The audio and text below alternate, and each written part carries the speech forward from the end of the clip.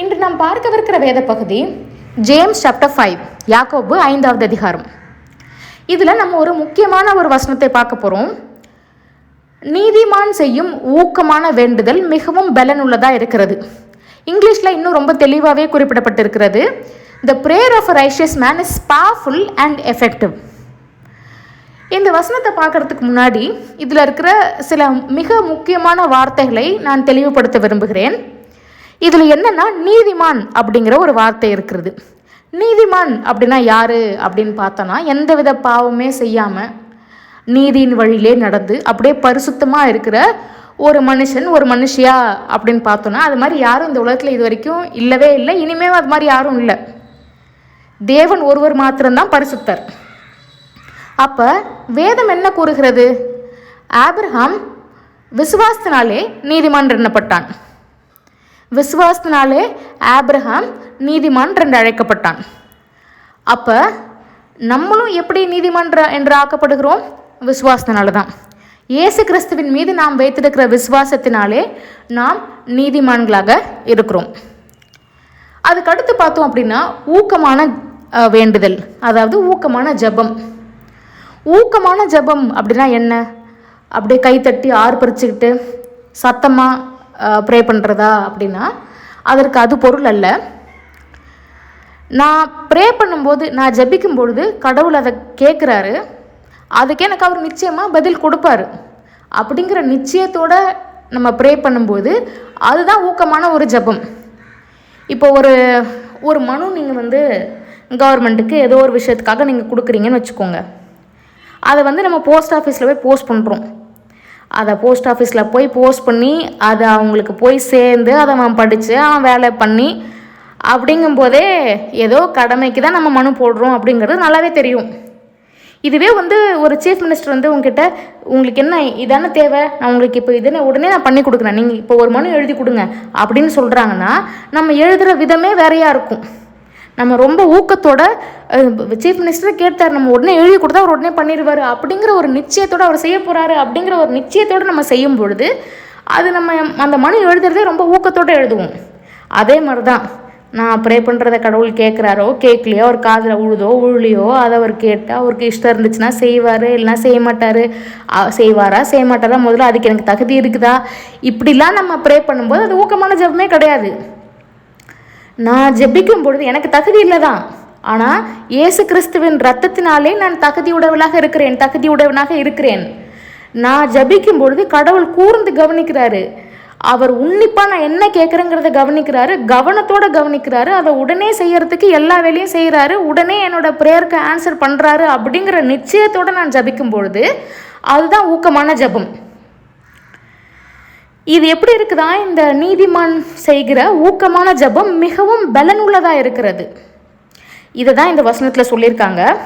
இன்றைக்கி நம்ம ப்ரேயரை பற்றி 3 விஷயங்களை, 3 கருத்துக்களை, மிக முக்கியமான கருத்துக்களை நாம் இன்று பார்க்கவிருக்கிறோம். முதலாவது நாம் ஜபிக்கும் பொழுது என்ன நடக்கிறது அப்படிங்கிறத நம்ம புரிஞ்சுக்கணும்.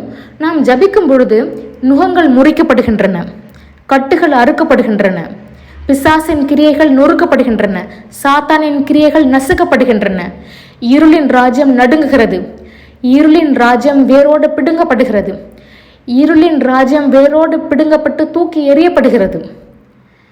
சாத்தியமே இல்லை அப்படின்னு சொல்கிற விஷயத்தெல்லாம் தேவன் சாத்தியமாக்குகிறார். நாம் ஜபிக்கும் பொழுது கிரகிக்க முடியாத அற்புதங்களையும் எண்ணி முடியாத அதிசயங்களையும் தேவன் செய்கிறார். தேவனுடைய சித்தம் நம் வாழ்வில் நிறைவேறுகிறது. தேவனுடைய திட்டங்கள், அவர் நம் வாழ்வை குறித்து வைத்திருக்கிற எல்லா திட்டங்களும், எல்லா நல்ல திட்டங்களும் தேவன் நிறைவேற்றி தருகிறார். தேவன் நமக்கு கொடுத்திருக்கிற வாக்குத்தத்தங்கள் நிறைவேறுகிறது. தேவன் நமக்கு கொடுத்திருக்கிற வாக்குத்தத்தங்கள், தேவன் நமக்கு கொடுத்திருக்கிற வாக்குத்தத்தம் பண்ணியிருக்கிற ஆசீர்வாதங்களை நாம் பெற்றுக்கொள்கிறோம். ஆமென். இரண்டாவது, நம்ம ஜெபத்தில் உறுதியாய் தரித்திருக்க வேண்டும். நம்ம ஜெபிக்கும் பொழுது இருளின் ராஜ்யங்கள் வேரோடு பிடுங்கப்பட்டு தூக்கி எறியப்படுகிறது. அதனால் நம்மளை ஜபிக்க விடாமல் இருக்கிறதுக்கு நிறைய டிசப்ஷன், நிறைய டிஸ்ட்ராக்ஷன்ஸ் வருவதற்கு வாய்ப்புண்டு. ஆனால் அந்த டிஸ்ட்ராக்ஷன்ஸ்க்கு இடம் கொடுக்காம நம்ம ப்ரே பண்ணும்போது தேவன் அதை நிச்சயமாக நிறைவேற்றுகிறார் என்கிற நிச்சயத்தோடு நம்ம கண்டிப்பாக ஜபிக்கணும். இதில் ஒரு முக்கியமான ஒரு விஷயம் என்ன அப்படின்னா, இப்போ ஏதோ ஒரு சூழ்நிலையினால் ஒரு வேலையில் பிஸியாக இருந்தோன்னே வச்சுக்கோங்களேன், ஒரு நாள் ஜபிக்க முடியாமல் போயிடுச்சு அப்படின்னா, ஒரு நாள் 2 நாள் ஜபிக்க முடியாமல் போயிடுச்சு அப்படின்னாக்க உடனே எல்லோரும் என்ன பண்ணிடுறாங்க, ஜபிக்கிறதே விட்டுடுறாங்க. ஒழுங்காக ஜபிச்சுட்டு இருந்தேன், அந்த ஒரு 2 நாள் ஜபிக்கல அப்படின்னா அது ஏதோ ஒரு பர்ஃபெக்ஷன் இல்லாத மாதிரி ஒரு ஃபீலிங்கில் பைபிள் படிக்கல 2 நாளாக அப்படிங்கிற ஒரு பர்ஃபெக்ஷன் இல்லாதனால அதை அப்படியே ஜபிக்காமலே விட்டுடுறாங்க. நம்ம தினமும் சாப்பிட்டுட்ருக்கோம், ஒரு வேளை என்னைக்கா சாப்பிட முடிட்டா அதுக்காக சாப்பிடாமலே இருந்துடுறோமா? இல்லை, அதுக்கு அடுத்த வேளை சாப்பிட்றோம். அதே மாதிரி தான் நம்ம ஒரு பெர்ஃபெக்ஷனை தேடி போகாமல் நம்ம ஜபிக்கிற ஜபமே நம்ம விசுவாசத்தோட தேவன் மீது நம்ம வைத்திருக்கிற விசுவாசத்தோட அன்போடு நாம் ஜபிக்கும் பொழுது அந்த ஜபமே அவர் பர்ஃபெக்டாக தான் பார்க்குறாரு. அப்புறம் நம்ம வேறு ஒரு பர்ஃபெக்ஷனை தேடிட்டு நம்ம பர்ஃபெக்டாக இல்லையோ அப்படின்னு ஜபிக்காமல் இருக்கிறது வேண்டாம். இன்னொரு விஷயம் என்ன அப்படின்னா, நம்ம ஜபிக்கும் பொழுது அதை ஒரு லீகலிஸ்டிக் மைண்டோட, ஒரு ரிலீஜியஸ் மைண்டோட கரெக்டாக 1 மணி நேரம் ஜபிக்கணும், இப்படி தான் ஜபிக்கணும், இப்படி ப்ரே பண்ணணும், அப்படி ப்ரே பண்ணணும் அப்படின்னு ஒரு ரூல்ஸ் அண்ட் ரெகுலேஷன்ஸ் நமக்கு நாமேவோ இல்லை யாரோ ஒருத்தர் கொடுக்குற ஒரு ரூல்ஸ் அண்ட் ரெகுலேஷன்ஸை ஃபாலோ பண்ணும்பொழுது நம்ம அந்த ஜபிக்கிற நம்மளுடைய நேரத்தை, நம்ம தேவன் கூட நம்ம செலவு பண்ணுற அந்த நேரத்தை நம்ம என்ஜாய் பண்ணுறதில்ல. அதனால் என்ன ஆகுதுன்னா, ஜபிக்கணுமா, பைபிள் படிக்கணுமா அப்படிங்கிற ஒரு சோர்வு எல்லாரோட மனசுலையும் வருகிறது. அதனால் நம்ம என்ன ஒரு விஷயம் நல்லா புரிஞ்சுக்கணும், ஜெபம் என்பது என்ன, நம்ம தேவன்கிட்ட பேசுகிறோம், அவர் நம்முடைய பிரியமுள்ள தகப்பன், நம்முடைய அப்பா கிட்ட நம்ம பேசுகிறோம், அவர் நம்ம பேசுகிறத கேட்குறாரு, நம்ம பேசுகிறத கேட்டு நம்மளுடைய ப்ரேயரை ஆன்சர் பண்ணுறாரு. இதுதான் இந்த டைமை நம்ம தேவன் கூட நம்ம செலவு பண்ணுற இந்த டைமை, நம்ம ஜபிக்கிற இந்த டைமை நம்ம என்ஜாய் பண்ணணும். அப்போ அதுதான் ஸ்வீட் ஆர் ஆஃப் ப்ரேயர்.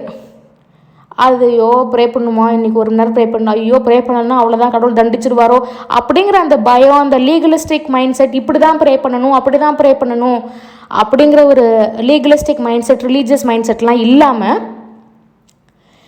கடவுள் கூட நம்ம கான்வர்சேஷனில் இருக்கோம், கடவுள் கூட நம்ம பேசுகிறோம், அவர் நம்மக்கிட்ட பேசுகிறாரு, அதையும் நம்ம கவனிக்கிறோம் அப்படிங்கிற மைண்ட் செட்டோடு நம்ம ப்ரே பண்ணும்போது it becomes a very enjoyable time. அதை நம்ம புரிஞ்சுக்கணும். இதுதான் ஆக்சுவலி ஃபண்டமெண்டல். நம்ம ப்ரேயரில் உறுதியாய் தரித்திருப்பதற்கு, ஜபத்தில் நம்ம உறுதியாய் தரித்திருப்பதற்கு நம்ம முதல்ல அதை என்ஜாய் பண்ணணும். அதை என்ஜாய் பண்ணும்போது தான் நம்ம அதை ரெகுலராக பண்ணுவோம். இது ரொம்ப முக்கியமான ஒரு விஷயம். 3வது, இப்போ நம்ம அந்த வசனத்திலே பார்த்தோம் அப்படின்னா, நீதிமான் செய்யப்படுகிற ஊக்கமுள்ள ஜபம் மிகவும் பலனுள்ளதாக இருக்கிறது. The prayer of a righteous man is powerful and effective. So இப்போ எதனால் இது பலனுள்ளதாக இருக்கிறது, பவர்ஃபுல்லாக இருக்குது, எஃபெக்டிவாக இருக்குது அப்படின்னு பார்த்தோன்னா, நம்ம கடவுள் கூட அக்ரி பண்ணுறோம், அவர் கூட ஒருமனப்படுகிறோம். இதனால தான் இது பவர்ஃபுல்லாக இருக்குது, எஃபெக்டிவாக இருக்குது, பலனுள்ளதாக இருக்கிறது. இப்போ 3 பேர் இருக்கான்னு வச்சுக்கோங்களேன், அதில் 2 பேர் ஒன்றா சேர்ந்துட்டாங்க அப்படின்னா அவங்க தான் மெஜாரிட்டி. ஸோ அப்போ மெஜாரிட்டி தான் பவர்ஃபுல். இப்போ தேவன் கூட நம்ம அக்ரி பண்ணும்போது, தேவன் நமக்கு ஒரு சித்தத்தை வைத்திருக்கிறார், நம்முடைய வாழ்க்கைக்கு ஒரு நல்ல சித்தத்தை வைத்திருக்கிறார், நல்ல திட்டங்களை வைத்திருக்கிறார். இப்போ அவர் கூட நம்ம அக்ரி பண்ணுறோம், அதுதான் ஜெபம். நம்ம அவர் கூட அக்ரி பண்ணி நம்ம ஜெபம் பண்ணும் பொழுது நம்ம என்ன பண்ணுறோம், அந்த ஜெபம் மிகவும் பவர்ஃபுல்லாகிடுது, மிகவும் பலனுள்ளதாக ஆயிடுது. தேவனுடைய சித்தத்தை நம்ம அக்ரி பண்ணி அதை ஏற்றுக்கொள்ளும் பொழுது அதை நம்முடைய வாழ்விலே நாம் பெற்றுக்கொள்கிறோம். தேவனுடைய சித்தம் நம்முடைய வாழ்க்கையிலே உண்மையாகிறது. இதுதான் ரொம்ப முக்கியம். அதனால எப்பயுமே நம்ம தேவன் கூட அக்ரி பண்ணணும். தேவன் நமக்கு வைத்திருக்கிற எல்லா சித்தங்களும் முழுவதுமாக நிறைவேறும். தேவன் நமக்கு வைத்திருக்கிற தேவன் நம்முடைய வாழ்க்கைக்கு வைத்திருக்கிற எல்லா நல்ல திட்டங்களும் முழுவதுமாக நிறைவேறும். தேவன் நமக்கு வாக்குத்தம் பண்ணியிருக்கிற வாழ்க்கையை நாம் மிக விரைவில் வாழ்வோம். சின்னவன் 1000 சிறியவன் பலத்த ஜாதியுமாவான். கர்த்தராகிய நான் ஏற்ற காலத்திலே தீவிரம் நடப்பிப்பேன். நான் கர்த்தர், நான் சொல்லுவேன், நான் சொல்லும் வார்த்தை நிறைவேறும், இனி தாமதியாது என்று வாக்குத்தம் பண்ணியிருக்கிற கர்த்தர் நமக்கு வாக்குத்தம் பண்ணியிருக்கிற வாக்குத்த வாழ்க்கையை வாழ வைப்பார். நமக்கு வாக்குத்தத்தம் பண்ணியிருக்கிற எல்லா ஆசீர்வாதங்களையும் நமக்கு தேவன் தருவார். ஆமென்.